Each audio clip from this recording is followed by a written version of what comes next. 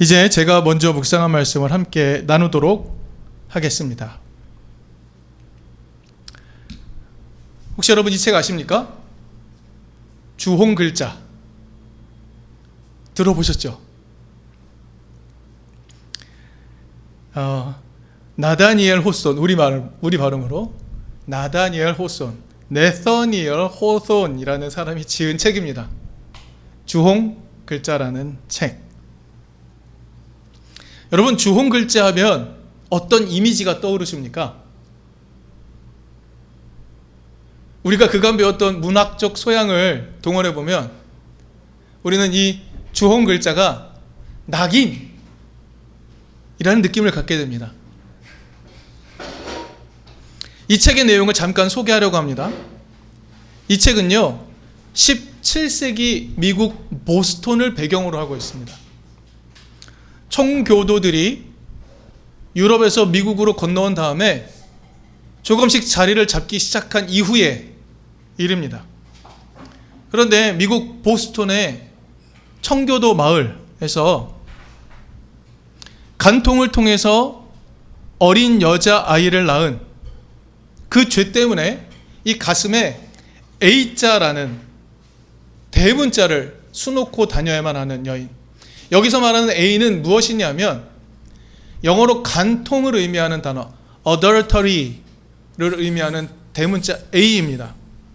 그 A를 가슴에 수놓은 한 여인, 그 여인의 이름은 헤스터 프린입니다. 그 여인이 갓난아기, 이름은 펄입니다. 펄이라는 이름을 가진 그 아이를 품에 안고 수많은 사람들이 지켜보는 가운데 형벌대로 향하는 모습으로 이야기가 시작이 됩니다. 그 형벌대는 어떤 곳이냐면 그 여인의 죄를 묻는 곳이에요. 그래서 그 형벌대는 수많은 사람들이 오래도록 지켜볼 수 있는 곳입니다. 그래서 수치를 느끼도록 만드는 장소였습니다. 그런데 소설은 그 형벌대로 향하고 있는 그 아기를 안고 형벌대로 향하고 있는 헤스터 프린이 결코 주눅든 모습이 아니었음을 설명합니다. 오히려 용감하게 당당하게 그 군중들의 비난의 시선에 맞서서 형벌대로 걸어가고 있는 모습을 보여줍니다. 그 형벌대에 도착하게 되자 당시에 재판관 노릇을 하는 그 당시 지역의 유지들, 총독, 목사, 권력자들이 그 여인에게 그 아기의 아빠가 누구인지, 당신의 간통의 대상이 누구인지 말하라고 협박하기 시작합니다. 근데 도무지 말을 하지 않는 겁니다. 그래서 그 권력자들이 그 중에서 자신들 중에서 가장 젊고 유능하고 매력적이고 인품 좋고 설교가 뛰어난 젊은 목사 딤스데일에게 이야기합니다. 당신이 그 여인에게 말해 보시오. 그 요청에 못 이겨서 딤스데일이라는 목사가 헤스터 프린에게 말합니다. 그 아이의 아빠가 누구인지 사람들에게 이야기하고 용서를 받으십시오라고 요청합니다. 하지만 헤스터 프린은 결코 아이의 아빠가 누구인지 말하지 않겠다라고 말하죠. 그래서 이미 여러분 눈치채셨죠? 사실 이 아이의 아빠는 딤스데일 목사였습니다. 결국 그 재판에서는요, 펄의 아빠가 누구인지 밝혀지지 않습니다. 그래서 그 헤스터는 그 아기 펄과 함께 수감이 됩니다. 그리고 수감이 되었다가 형기를 마치고 출소를 하게 됩니다. 하지만 그 헤스터는요, 이 가슴에 A라는 이 표식을 달고 살아야 하는 겁니다. 그런데 헤스터는 뛰어난 바느질 솜씨를 가진 여인이었어요. 그래서 그 헤스터는 그 주홍 글씨를 금박으로 수를 놓습니다. 부끄럽게 여기는 것이 아니라 오히려 당당하게 맞서기 위해 그런 작업을 하는 겁니다. 출소된 헤스터 프린은요, 뛰어난 바느질 솜씨 때문에 돈을 벌게 됩니다. 수많은 고관 대작들의 옷을 만들어주게 되고 여러 가지 일들을 하게 되는 거예요. 돈을 많이 벌게 됩니다. 그런데 헤스터는 펄을 양육하는 데 드는 비용을 제외하고 나머지 비용들을요, 사람들을 돕기 위해 돈을 씁니다. 그런데 사람들은요, 헤스터의 도움을 받으면서도 헤스터를 모욕하죠. 그런데 이 일이 계속 누적되다 보니까 결국에는 사람들이 그녀를 인정하게 됩니다. 그래서 그녀의 가슴 위에 수놓아진 A를 adultery의 A로 받아들이지 않고요, Able의 A로 받아들이게 되고 Angel의 A로 받아들이게 됩니다.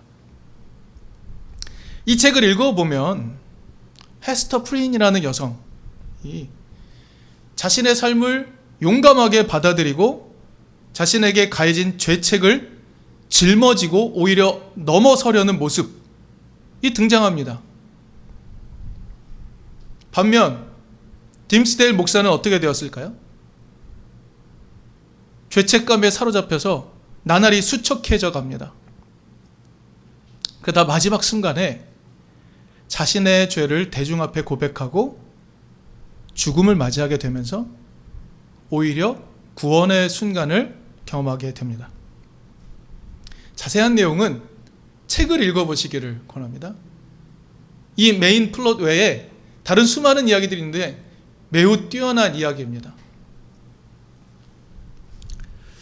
이 작가 나다니엘 호손 이 작가는요, 헤스터를 이렇게 그리는 것 같습니다. 자신의 죄를 용감하게 드러내고 사회의 비난을 감내하며 당당하게 살아가는 인물. 딤스데일 목사, 그는 자신의 죄를 숨긴 채 위선적인 삶을 살면서 내면의 고통에 시달리는 인물, 그 외에 등장인물들이 많습니다. 이런 인물들을 대비시키는 것 같습니다. 또한 이 작가는 죄 자체보다는 이 죄를 대하는 태도, 이 죄를 넘어서는 삶의 태도, 그것들이 올바르지 않다면 오히려 심리적 파멸로 이를 수 있다, 비극에 이를 수 있다라는 것을 보여주는 것 같기도 합니다. 무엇보다 중요한 것, 이 책의 주인공 헤스터 프린, 이 여성은 자신의 삶을 직시하고 주홍 글씨를 받아들이고 넘어섬으로써 새로운 삶을 살아가는 여성으로 등장을 하는 것이죠. 이 책을 한번 읽어보시길 권합니다.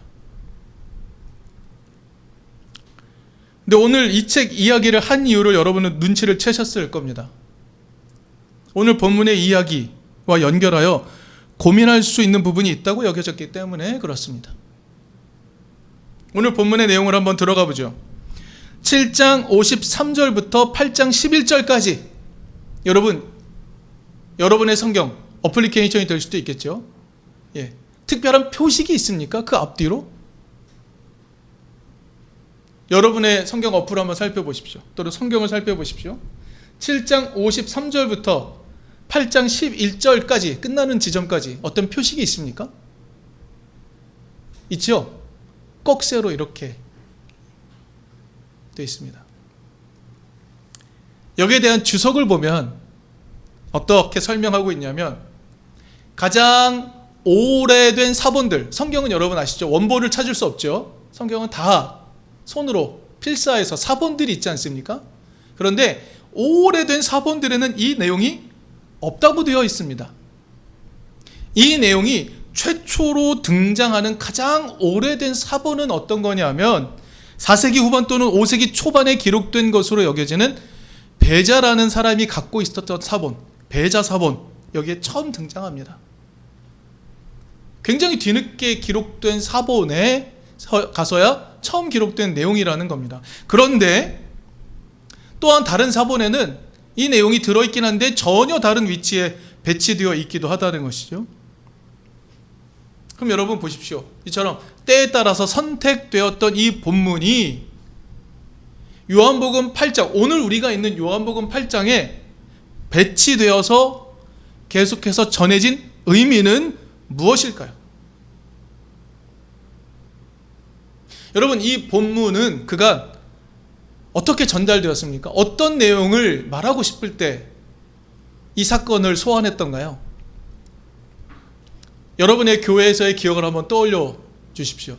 어떨 때 이 본문을 사용했을까요? 이런 메시지들 있습니다. 누구에게나 죄가 있다, 그러니 정죄하지 말아라. 뭐 이런 식의 메시지를 전하려 할 때 이 이야기가 동원됩니다. 하지만 여러분, 그런 메시지를 전달하기 위한 의도로 이 본문이 기록된 것일까요? 오늘은 이 본문의 의도를 좀 다르게 살펴보았으면 좋겠습니다.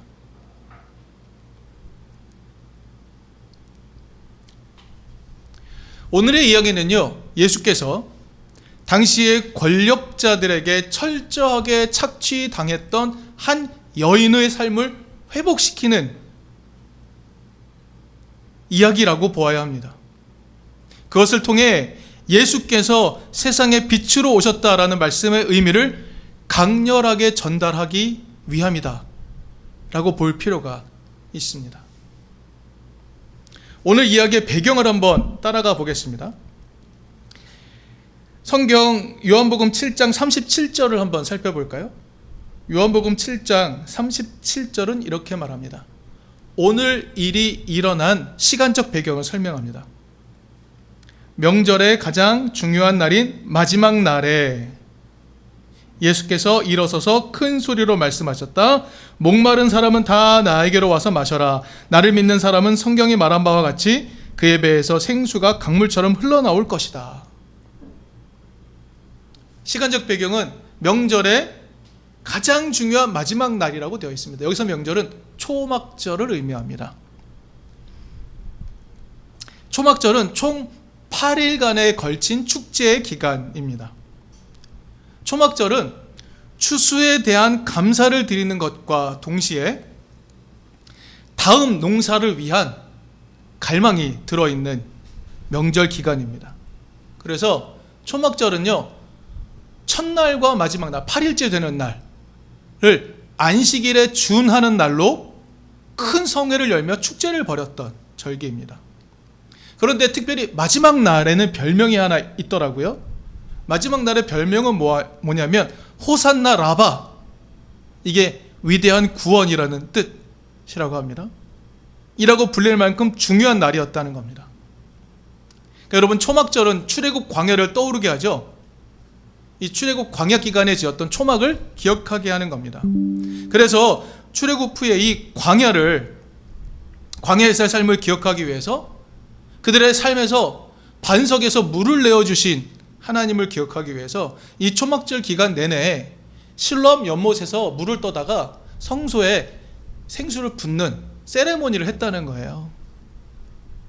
하나님이 우리에게 생명의 물을 공급하신다는 것을 계속 기억하는 절기인 것이죠. 여기에 또 하나의 의미가 들어있다고 합니다. 또 하나의 다른 의미는 뭐냐면, 이제 새로운 농사가 시작이 되니 밀과 보리를 파종하는 시기가 다가오니 비를 내려 주십시오 라는 의미를 담고 있다고요. 그래서 초막절 기간 내내 생수를 성소에 갖다 바치는 겁니다. 계속. 그러니 예수님께서 7장 37, 38절에 생수의 이야기를 하는 맥락이 어떤 것인지 우리는 이제 알아차릴 수 있는 것이죠. 그만큼 초막절 마지막 날은 무언가 중요한 날인 겁니다. 여러분, 유대인들의 날 개념, 날의 시작이 언제일까요? 날의 시작은 해가 지는 때입니다. 그리고 그 다음날 해가 질 때까지가 하루예요. 그렇죠? 그러니까 하루는 언제 시작합니까? 해가 질 때 시작하는 겁니다. 그래서 여러분 보시면 7장 53절, 그들은 제가 집에 돌아갔다가 다시 온 겁니다. 이게 마지막 날이에요. 계속해서. 그래서 예수님은 올리브산에 계셨다가 성전으로 다시 들어가셔서 사람들을 가르치고 계셨습니다. 그때 누가 등장합니까?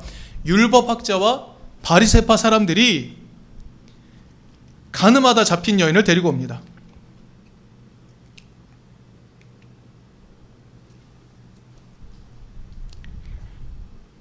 그리고 예수께 와서 이 여인을 어떻게 처리해야 될지 묻습니다. 말씀드린 것처럼 명절 마지막 날은 위대한 구원의 날이라는 별명이 있는 날이에요. 그런데 이 날 한 가여운 여인을 끌고 와서 어떻게 심판해야 되는지 예수께 묻는 것입니다. 그들은 율법의 박사들이죠. 그래서 5절을 보면 이렇게 말합니다. 그들은 이렇게 말해요. 율법에 보니까 가늠한 여자를 돌로 쳐 죽이라고 했는데 당신은 어떻게 판단하겠소? 라고 묻습니다. 이게 정확한 율법이었을까요? 이게 정확한 율법이었을까요? 실제 구약의 율법을 보면 간음을 한 경우 두 사람을 모두 처형하라고 기록이 되어 있습니다. 여인만 처형하는 게 아니라 간음을 한 사람은 둘 다 처형하라고 기록이 되어 있습니다. 그런데 율법학자와 바리새파 사람은 왜 간음한 여인만 데리고 왔던 것일까요?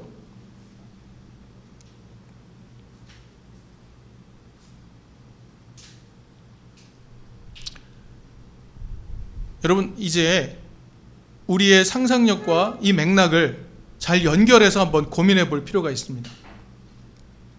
7절을 보면 예수께서 이렇게 말씀하십니다. 그들에게 말씀하십니다. 여기서 말하는 그들은 누구입니까? 바리새파 사람들과 율법학자들입니다. 그들에게 말씀하십니다. 너희 가운데서 죄가 없는 사람이 먼저 이 여자에게 돌을 던져라 라고 하십니다. 그러자 나이가 많은 사람으로부터 시작해서 모두 떠나갔다라고 기록이 되어 있죠. 이 여인은 누구와 간음을 했던 것일까요? 좀 다르게 질문해 볼까요? 이 여인은 과연 누구에게 성착취를 당했던 것일까요?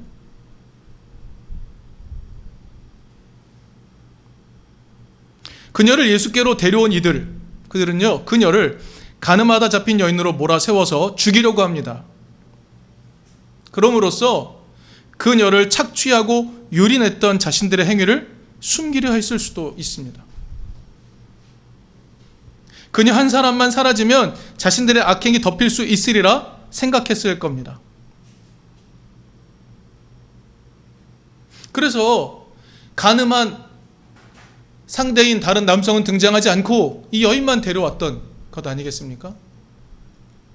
나아가서 그 여인을 심판하는 행위를 예수께 떠넘기는 것으로서 예수가 어느 쪽을 선택하든 비난을 당하도록 설계하고 계산했던 겁니다. 자, 그런데 여기서 예수가 놀랍게 이야기하죠. 너희 가운데 죄가 없는 사람이 이 여자에게 돌을 던져라 라고 하십니다. 좀 다르게 번역해 볼까요? 이 말씀을 어떻게 이해할 수 있습니까? 이 여인에 대해 죄 없는 사람이라면 돌을 던져라. 이 여인에 대해서 죄 없는 사람이 돌을 던져라 라는 의미로 해석이 가능합니다.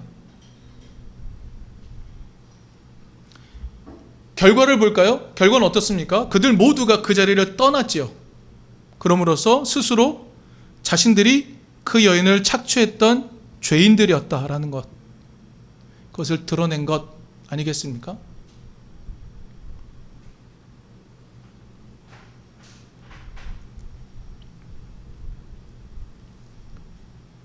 그런데 여러분, 이 초막절 마지막 날에 별명이 있다고 했잖아요. 위대한 구원, 호산나 라바. 이 절정은 이제 등장합니다. 11절을 보니까요, 예수께서 그 여인에게 이렇게 말씀하십니다. 나도 너를 정죄하지 않는다. 가서 이제부터 다시는 죄를 짓지 말아라 라고 하십니다. 여러분, 이 여인은 착취당하며 삶을 살았던 여인입니다. 근데 그 여인에게 대해서 권력자들은 정죄하려고 했습니다. 그러나 예수는 그동안 지내온 그녀의 삶은 착취를 당해온 것이지 정죄당해야 하는 삶이 아니라고 말씀하시는 거죠. 너의 삶은 고통 가운데 착취당했던 삶이었지 정죄당해야 하는 삶이 아니다라고 말씀하시는 것입니다. 그래서 이제 당당하게 새롭게 삶을 시작하라고 요청하시는 것이죠. 이게 위대한 구원의 날, 호산나 라바의 날 일어난 놀라운 회복 아니겠습니까? 그래서 이 놀라운 사건을 초막절 마지막 날의 사건으로 요한복음 편집자가 이곳에 배치한 것 아닐까요?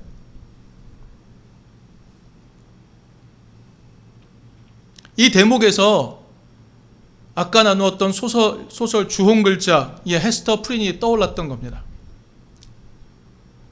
간통을 통해서 어린 딸 펄이 태어났고 평생 가슴에 A자를 달고 살아가야 하지만 용감하게 다시 세상을 살아나갔던 헤스터 프린의 모습이 떠올랐던 것이죠.